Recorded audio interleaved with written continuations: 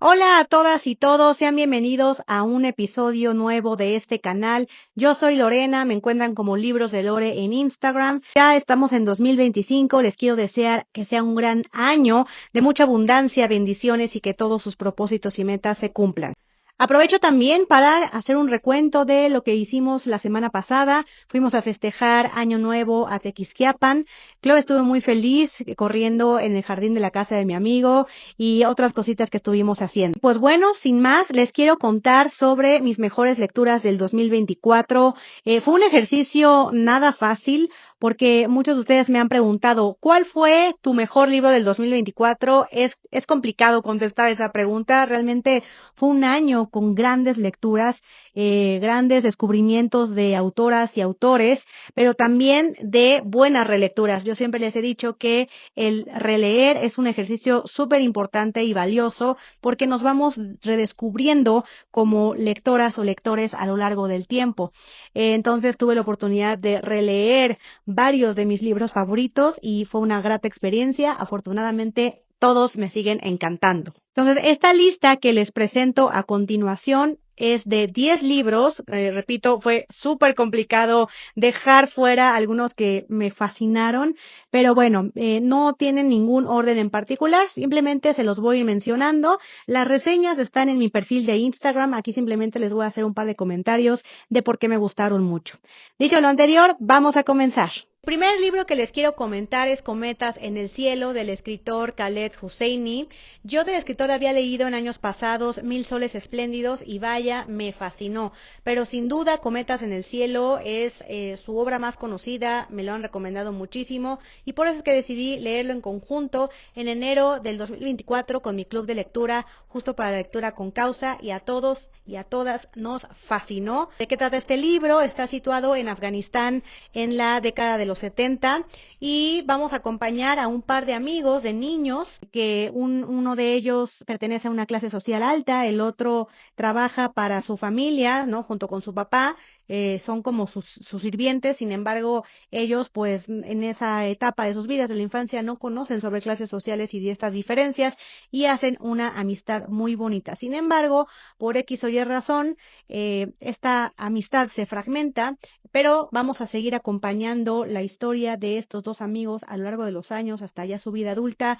Nos permite también conocer un Afganistán muy diferente al que ubicamos, que siempre está en guerra, que hay mucho, el terrorismo, el machismo, etcétera. Origen o en el inicio de esta historia, en los 70, pues era un Afganistán totalmente distinto, ¿no? Un Afganistán con mucho auge, donde las mujeres tenían voz y voto.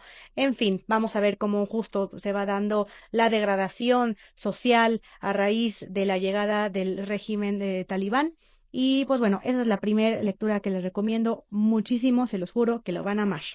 El segundo libro, y repito, no va por orden, es de un autor que fue uno de los grandes descubrimientos de este año. Ya me tocó descubrirlo en diciembre, por eso les digo que es importante esperarse hasta el 31 de diciembre para poder evaluar lo mejor de su año. Entonces, estoy hablando de Seda, de Alessandro Barico, este escritor italiano. Es un libro bastante pequeñito y nos cuenta la historia de un hombre que vivía en una población, un pueblito muy pequeño allá en Francia, donde se encargaban y cuyo principal fuente de ingresos era la producción de seda.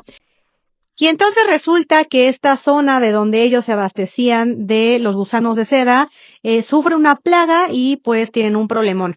Por eso es que deciden mandar a nuestro personaje a Japón para poder traer los gusanos de forma clandestina en este mercado negro, donde conoce a un dealer que tenía en su casa o en donde van a hacer negocios una mujer muy hermosa que capta toda la atención de nuestro protagonista y bueno, a raíz de ahí se van a desprender varios hechos, pero es una forma muy linda, muy poética y cómo se desarrolló la ruta de la seda. Ese sería el otro libro de Alessandro Barico.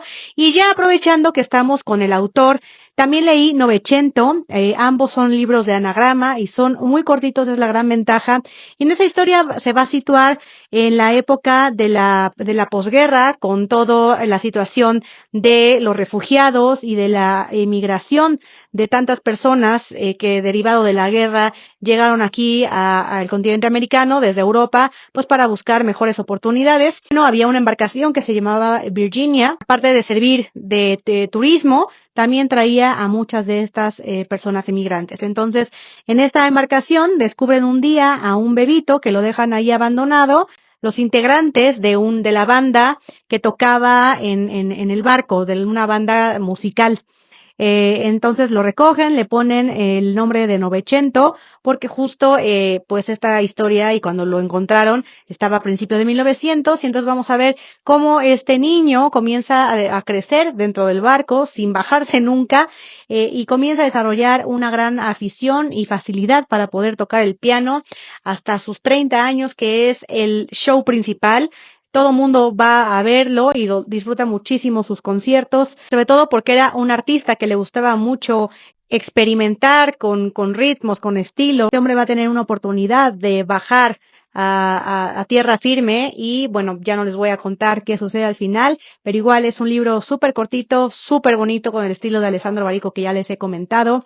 Y que precisamente este libro de Novecento se adaptó a la pantalla grande. Me parece que la película se llama El pianista del océano o del mar. El siguiente libro, por supuesto, tenía que ser un clásico, Cumbres borrascosas de Emily Brontë, esa gran escritora que murió muy joven a raíz de la tuberculosis y que muchas de sus vivencias con sus hermanos, de la historia de sus padres, la traslada a Cumbres borrascosas. ¿Y de qué trata la historia? Bueno, está situada a finales de 1800 en Inglaterra y la historia trata sobre la rivalidad entre dos familias. Resulta que hay un predio muy grande donde se encuentra una casa, una mansión muy bonita que se llama Cumbres Borrascosas, y a un par de kilómetros en estas casas viven dos familias, y en una de ellas un día el padre de familia se va a Londres y cuando regresa trae consigo a un niño, un pequeño, un niño negro, y su familia se queda así como de, ¿y este niño qué? No, pues es que lo encontré abandonado y lo tuve que rescatar, pues obviamente corazón de pollo. Y dentro de su familia, el que nunca lo va a aceptar es su hijo menor, ¿no? Entonces vamos a ver cómo el niño negro que adoptan sí puede hacer un lazo de amistad importante con Catalina, que es la protagonista, y pues se va a desarrollar a lo largo de varias décadas esa historia de amor, porque llegan a enamorarse. Se nota mucho la diferencia que Emily Brontë pone sobre las clases sociales, amores frustrados por estos temas. También esto genera resentimiento, rencor, envidia, rivalidad. Es una historia fascinante, me gusta mucho la forma en la que está narrada. Me han preguntado que si está complicado o no. No, realmente no es complicada. El estilo narrativo de Emily Brontë es sencillo. Sin embargo, al principio de la historia hay que estar súper atentos y atentas porque cómo se desenvuelven los personajes y sobre todo porque cambia el narrador de un capítulo a otro, podría como medio confundir. Cumbres borrascosas definitivamente me fascinó. El siguiente libro es de Margaret Atwood, otra de las escritoras que tenía muchas ganas de leer desde hace varios años. Comencé con Alias Grace, que es una novela histórica basada en un personaje que existió en 1800 que se llamaba Grace Marks, y era una chavita de 16 años que llega a trabajar a una casa muy grande como parte del equipo de servidumbre, y es acusada de asesinar a su jefe, a su patrón y también a la ama de llaves. Se llevó a cabo un juicio, el cual narra Margaret Atwood en la historia, pero ella le da un toque bastante interesante porque a pesar de que es declarada culpable, en lo que se hacen las investigaciones, como ella no se acuerda de lo que pasó, por eso mismo es que desata dudas y deciden emprender un proceso de investigación, incluso con psiquiatras, con algunos espiritistas, muchísimas fuentes que utilizaron para tratar de sacarle la confesión a Grace. Y dentro de ellas está el psiquiatra que comienza a construir un lazo importante con Grace al punto que ya se está metiendo demasiado como en su vida y comienza esto a afectarle personalmente. No les voy a contar en qué quedó esta historia, pero me fascinó la forma en cómo está narrada. Es mi primer approach con Margaret Atwood y hasta ahora me ha encantado. Este libro lo tuve en el club de lectura y también a todas les gustó muchísimo. Vamos a continuar con la lista, pero antes les quiero compartir un poco de mis instantes, de mis últimos instantes del 2024, de todo lo que hicimos, así que ahorita regresamos.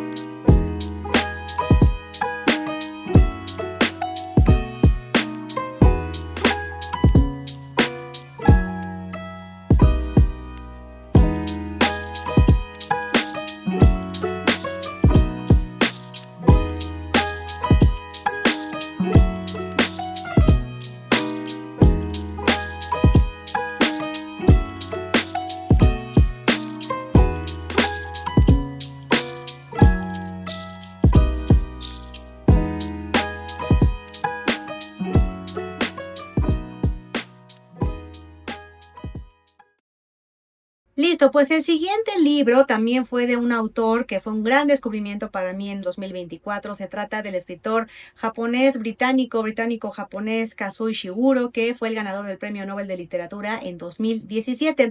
Y este libro se trata de Los restos del día, que también fue adaptada a la pantalla grande. Yo hice el doble ejercicio. Leí el libro primero, después vi la película con Anthony Hopkins, que es mi actor favorito, y qué experiencia tan maravillosa. Así que les recomiendo que si lo van a leer, lo hagan de esta forma. Tenemos la historia de Mr. Stevens, que es un mayordomo. La historia está situada en 1800, igual en Inglaterra. Y en esta época era muy importante el rol de mayordomo porque no solamente era servir y ya, sino era como el CEO de todos los servicios que se llevaban en una mansión, ¿no? Él estaba a cargo de absolutamente todo, de muchísimas personas, todo el staff de la cocina, todo el staff de la jardinería, en fin. Entonces, lo que describe y lo que nos transmite Kazuo Ishiguro en esta historia es la importancia que tenía este rol en esa época para quienes eran mayordomos, porque no importaba lo que tuvieran que sacrificar con tal de proveer un servicio de 1000% de calidad. Entonces, había lineamientos de excelencia, de perfección en el servicio, y lo vamos a ver con el protagonista, que es Mr. Stevens. Su padre también había sido mayordomo, pues adquiere todo como el know-how y pues lo lleva al pie de la letra, honrando esta profesión, sacrificando incluso su vida personal porque llega a establecer un lazo importante con la ama de llaves. Y lo más bonito es el estilo narrativo de Kazuo Ishiguro, es súper elegante, y lo que me encanta es que a pesar de que él nació en Japón, pues creció toda su vida en Reino Unido, y se ve perfectamente todo el conocimiento y dominio que tiene de la cultura británica de esta época y seguramente de las actuales en su nueva obra. Entonces, Los restos del día, Kazuo Ishiguro, primero el libro, luego la película con Anthony Hopkins, gran experiencia. El siguiente libro es un libro sumamente complicado por la temática, El invencible verano de Liliana, de la escritora mexicana Cristina Rivera Garza, que con este libro es ganadora del premio Pulitzer de 2024, que se lo llevó en mayo. La historia, pues bueno, es muy cruda, muy difícil, repito, porque la autora nos abre las puertas de su vida personal y nos cuenta cómo fue el feminicidio de su hermana Liliana, quien fue asesinada por su novio, por su entonces pareja. A pesar de que la historia es súper cruda y difícil, porque pues desafortunadamente en México estamos en una situación muy difícil. en cuanto al tema de los feminicidios, pero la forma en cómo ella crea esta obra es lo que es totalmente interesante. Utiliza varios recursos narrativos, desde cartas y diarios que escribía Liliana a su hermana sobre pues, su vida, ¿no? Y empezamos a ver cómo es ella, llegamos a conocer a Liliana a través de estas cartas que comparte Cristina Rivera Garza, llegamos nosotros a hacer un lazo con ella y hasta quererla porque era una mujer sumamente brillante e inteligente, era una mujer muy joven que tenía muchos sueños por delante, estaba finalizando la preparatoria, en fin. Bueno, entonces otro de los recursos que utiliza Cristina es los reportajes que se llevaron a cabo a raíz de este suceso, notas periodísticas, ojo, sin caer en el amarillismo, lo cual es perfecto porque pues evidentemente este tipo de historias, la línea es muy delgada entre el amarillismo o el morbo o volverse algo demasiado ya horroroso, ¿no? Pero bueno, ella lo hace también a través de entrevistas y de charlas que tuvo con amigas y personas allegadas a su hermana y evidentemente a través de la experiencia propia. Entonces, El Invencible Verano de Liliana es una gran obra que les invito a leerlo porque es súper importante el poder hacer conciencia de esta situación que desafortunadamente estamos viviendo cada día más en México. El siguiente libro también fue un gran descubrimiento para mí en cuanto a la escritora Clara Dupont-Monod, ella es de Francia. El libro se llama Adaptarse y me lo envió Penguin de editorial Salamandra. Es un libro muy pequeño, muy corto, que realmente disfruté muchísimo por la prosa y por la temática.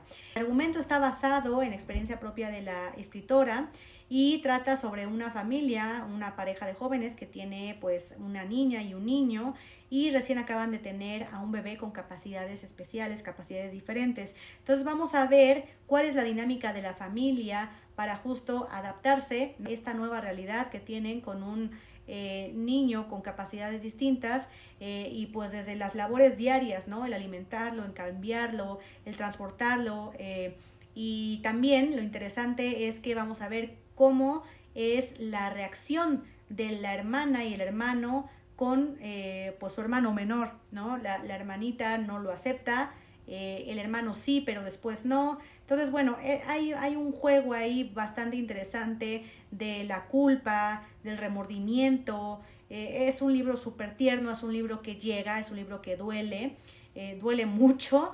Y también lo que rescaté demasiado es la forma en cómo está narrada, porque aquí a diferencia de muchas historias, lo que más me llamó la atención es que es narrada por una pared de piedra que se encuentra en el jardín donde vive esta familia y pues que estas piedras son testigos de cómo pues todos los días salen a jugar y observan a la familia, entonces son ellas las que nos narran la historia. Adaptarse es un libro de verdad divino que les recomiendo muchísimo leer y también regalar. El siguiente libro, recientemente les platiqué, es de la escritora coreana ganadora del premio Nobel del año pasado, Han Kang, se llama La clase de griego y pues bueno, como recordarán, este libro parte de un homenaje a Jorge Luis Borges, escritor de quien Han Kang era o es gran admiradora, y el argumento parte de un profesor que imparte clases de griego y dentro de su grupo de alumnos está una chica que ha perdido el habla.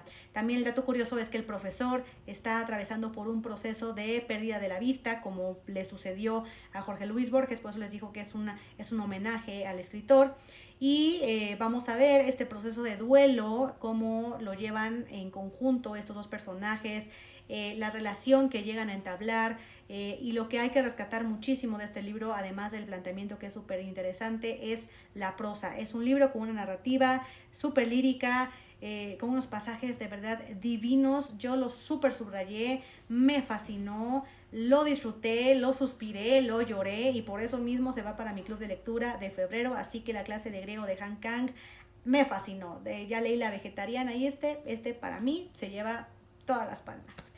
Y por último tenemos El Conde de Montecristo, este libro que tenía tanto tiempo pateando, diciendo sí, algún día lo leeré, porque digo, seamos honestos, a veces la extensión de los libros nos llegan a imponer. Estoy hablando de un libro de 1200 páginas, pero son 1200 páginas que de verdad, madre mía, qué cosa, es de las cosas más impactantes y perfectamente escritas que he leído en mi vida. Aquí tenemos la historia de Edmond Dantes. Es un joven que trabaja en embarcaciones y que se encuentra en un momento bastante importante de su vida porque lo acaban de promover. Se va a casar con su novia Mercedes, que es una chica muy guapa. En fin, todo va viento en popa, hasta que pues obviamente los envidiosos, un grupo de quienes se consideraban como sus amigos o de sus conocidos, le ponen un 4, digamos, y lo acusan de estar conspirando a favor de Napoleón Bonaparte, que en esa época pues estaba penadísimo. Entonces, debido a esto, lo encarcelan, bueno, llevan un juicio y lo encarcelan, y a él lo llevan preso a una cueva, ¿no? En lo más remoto de esta prisión, en donde a través de la pared conoce a un hombre bastante interesante que le va a estar contando y compartiendo toda su sabiduría, incluso le da las pistas para escaparse. Y bueno, ya el resto es historia. Son 1200 páginas, créanme que la historia es súper interesante. Este es el argumento principal, pero de verdad, qué bárbaro, diría Pilar Ternera de 100 años de soledad. Qué gran libro, de verdad. Familia, si ustedes tienen esa curiosidad de leer El Conde de Montecristo, pero dicen, ay no, es que debe estar complicado, ay no, es que es un libro gigante, no le hagan caso a esos pensamientos, dense la oportunidad, sí les va a tomar tiempo, no son carreras, es un libro con el que dependiendo de su ritmo lector, lo van a llegar a leer en 1 o 2 meses, pero no importa, les juro que va a ser uno de los mejores libros de sus vidas y nunca lo van a olvidar. Leer Alejandro Dumas es fascinante. Yo ya muero por leer más obra del autor. Seguramente este año voy a leer La Dama de las Camelias y seguramente también Los Tres Mosqueteros en algún punto, pero bueno, El Conde de Montecristo es el libro que todo mundo tiene que leer al menos una vez en su vida. En fin, espero que hayan disfrutado mucho de este breve recap de mis mejores lecturas del 2024. Si ya leyeron alguno de estos títulos y me quieren compartir su experiencia, lo que sea, escríbanme, denle like por favor a este video para que llegue a más personas, suscríbanse a mi canal y cualquier cosa también, nos vemos por Instagram, me pueden encontrar como Libros de Lore. Que tengan un gran año y nos vemos el siguiente episodio.